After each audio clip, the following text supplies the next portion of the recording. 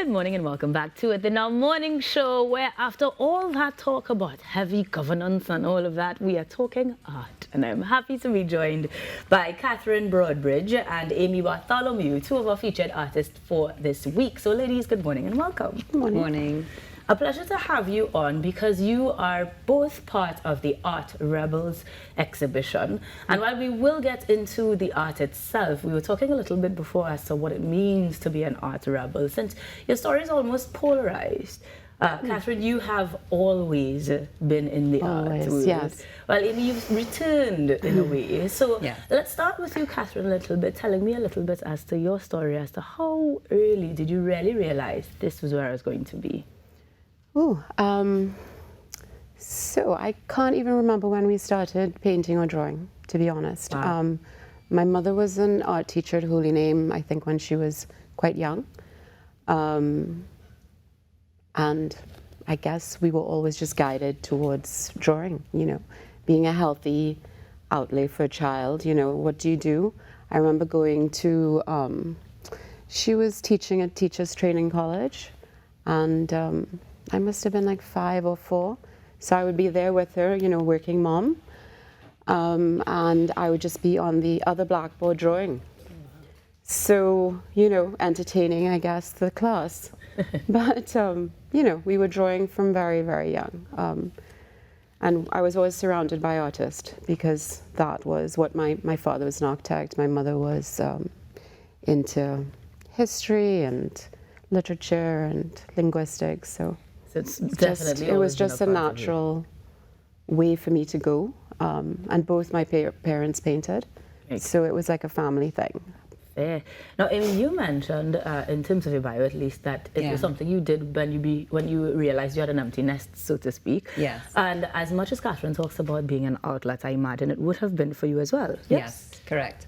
Well, I've been drawing and doing some form of art my whole life. Both my parents are very artistic. My mother used to do embroidery and draw, and we were never without colors, crayons, paints in the house as a child growing up. So I did the same with my children. But I did do art at Bishop's. I went to Bishop Anstey High School, and Beverly Fitzwilliam Harris was my art teacher. Way back then. So when she started her little art group during the pandemic, I wanted to be a part of it. So I've been waiting a few years, and last year, finally, one of her groupies, her artists, migrated. And so it was a real blessing. I finally got a spot because people don't leave. It's like Hotel California. People just don't, but in a good way. People just don't leave. And so luckily for me, somebody migrated, and I got a spot in her group. Well, this So week I you started both got a spot on the Now Morning Show, since we're going to be featuring your work all week long, and I feel like it's fitting that we get into it, since we have a lot of texture, a lot of relatable visuals. And we're going to start with you, Katherine, because you have a piece that I actually want you to, as you were saying, show and tell a little bit of a display. School, right? Back to primary school. Particularly because this one, I wish I was in that position right now. That's Tell me about this first piece. Okay, so this actually, when I do a painting, it's part of my experience. It's usually because I've been somewhere and then I saw something that I liked and I'd sit and sketch, so that I'm sort of giving you sort of the feeling of where I was. So this was Las Cuevas, basically. And, you know, you're sitting there and you're sort of noticing different people. And I sort of sneak shots of them and sketch them while I'm sitting there. And then I went off and did the painting. So there was a couple sort of like all sort of cuddled up in the corner under the tree, guy in a hammock. So it was like a very lazy Sunday at Las Cuevas Beach. Nice. And I'm just sort of trying to capture that feeling, you know? Good job, because I, like I said, wish I was there right now. But you take us to a few destinations and the pieces you brought to us today. Yes. So tell me about the next, which I believe is Marrakesh, right? Marrakesh Beach, yes. I mean, we all go to the beach on a Sunday. And here we basically had, I think, Trinidad, we have a very sort of mixed culture. It's showing sort of the dynamic of Marrakesh Beach. I have like the little intrusion of the person offering you the limes in the bag. You can see that sort of sneaking in the side there. So it's like a little intrusion of the piece of these people sitting on the beach. Just Now, is capturing that markers. deliberately a location or on location scene? Because the next one takes us to another scenery, particularly Lotus. Oh, yes. Well, we did a little exercise where we went off and we were all drawing. You'll see it if you go to the exhibition. I think there are quite a few of these pieces. Wildlife. Wildfowl. I figured it was trust. wildfowl. Yes. It looked a little familiar. So we were all sitting, sketching and drawing, and this is sort of the piece that I was doing.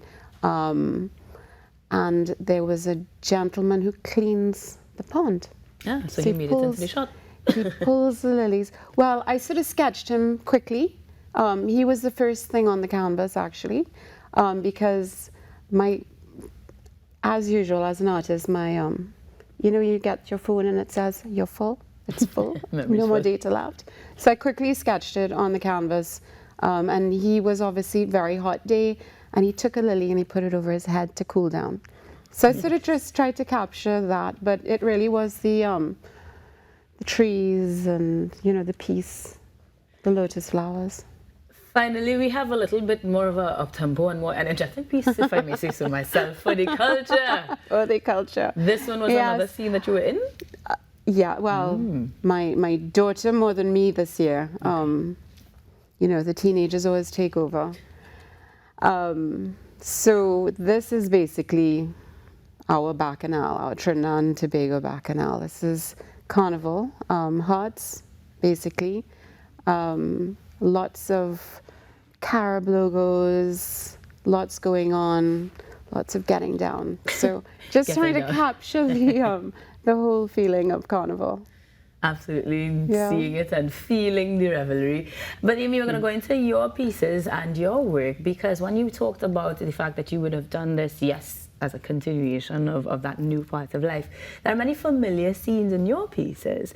So if we can start with what I imagine is a chicken of some sort in the yard. It's an alarm clock. Right? Right, it's a rooster. So that's actually from a photograph that I took. In my opinion, when you become an artist, when you start painting again or in any art form, everything becomes art. You start seeing things in a different way. And so I was just driving down your road, and this happens quite often, and you just pull to the side and pull out your phone. Thank God for phones, and that they have cameras. And of course, you're in the middle of the road stopping traffic to get that perfect shot. So this was that, and alarm clock. That was along Saddle Road that I found that. So, it just, who would have thought that a rooster would become a piece of art? We're glad that you did. Yeah. But you too have taken us to some locations in your paintings. So next I'm Yeah. seeing a beach scene. Where are we Right. headed to? So that, I have to be very honest, I have no clue. I've been saving photographs for years now, preparing for when I did eventually start painting again. So I'm not even too sure where that is. But yeah, it just caught my eye, and I'm not sure if it's a photo I took or if it's a photo I found online, Right. or because I've had that one for a long time, waiting to paint. What So is it it's in just a rocky shore. Yeah. Safe. It could be many places. But that's the thing about living on an island. It could Yes. apply to any coast. Correct, But yes. finally, we have one that makes me feel a little nostalgic because it seems very quintessential Caribbean. The clothes Yes. line full of clothes. Correct, and the name of that one is Chinese Laundry. Uh-huh. And I love that one with all the different textures and the peeling wall, the old painted peeling walls, and all the laundry hanging, all the textures of the fabrics, and so. So yes, it's. That title Who right would have now. ever thought that a line of clothes hanging up would become art? well, That's what I say. The eyes through an artist. You did, and we appreciate it so much. The title's probably going to raise a couple eyebrows right now in these days. But as if we Yeah. were to segue rather into the title of the exhibition. We were talking before about what it means to be an art rebel.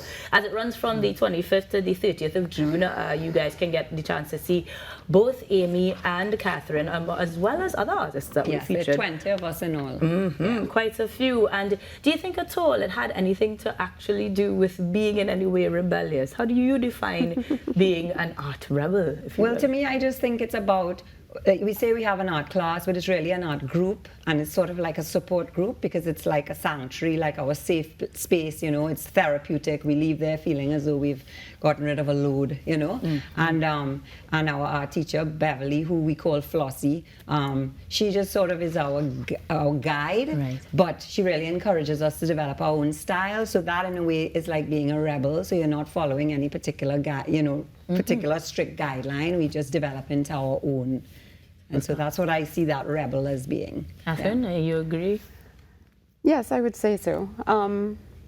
I sort of went back because I wanted to ensure that I actually did continue painting, because I found that I was painting at home and you're painting in isolation. So you're sort of not getting the feedback, because of course you show your painting to a friend and they're, oh, it's so nice, you know, and you're like, oh God, you know, constructive criticism is really what you're looking for. Yeah.